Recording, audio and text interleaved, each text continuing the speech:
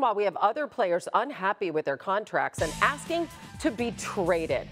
You know who we're talking about. Niners receiver Brandon Aiyuk, Jets pass rusher Haason Reddick, acquired from the Eagles in the offseason. Less than an hour after his trade request was made public yesterday, here was the response from the Jets and their general manager, Joe Douglas. And I quote, "We have informed Haason that we will not trade him, that he is expected to be here with his teammates, and that he will be fined per the CBA if he does not report.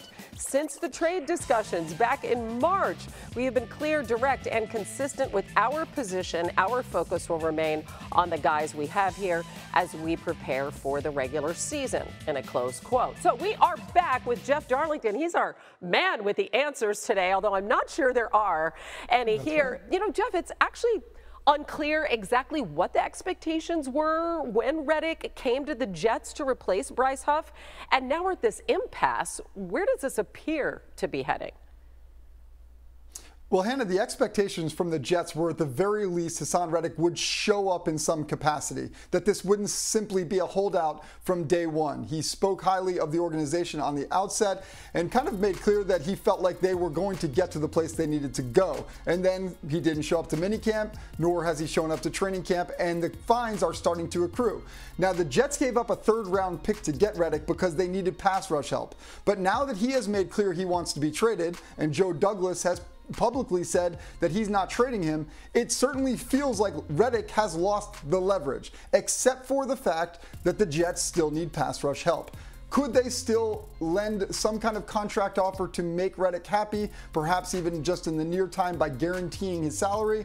Perhaps. It does not feel like that's what Reddick is looking for at this point, but quite frankly, I don't understand where Reddick's leverage is coming from. He is accruing more than $1 million in fines so far that will not be returned to him. Yes, he is vastly underpaid, but he does also still have 1 year remaining on his contract. This does seem to be, though, at the very least, a massive communication breakdown in terms of what the expectations 100%. were when he came from Philly to the Jets. All right, let's talk about Brandon Aiyuk, and really no resolution there in the Bay Area. Obviously, he's still a Niner. It has been reported that the Steelers have a deal on the table. What's the latest there? Well, I can say that other teams have felt like they were pretty close to landing Brandon Aiyuk as well, and it simply didn't come to fruition for one of a number of reasons. And we've got 3 factors in play. The first is draft compensation that the 49ers ultimately need to accept. The second is a contract offer from the team that is offering that draft compensation, and that has to be a contract offer that Brandon Aiyuk is willing to accept.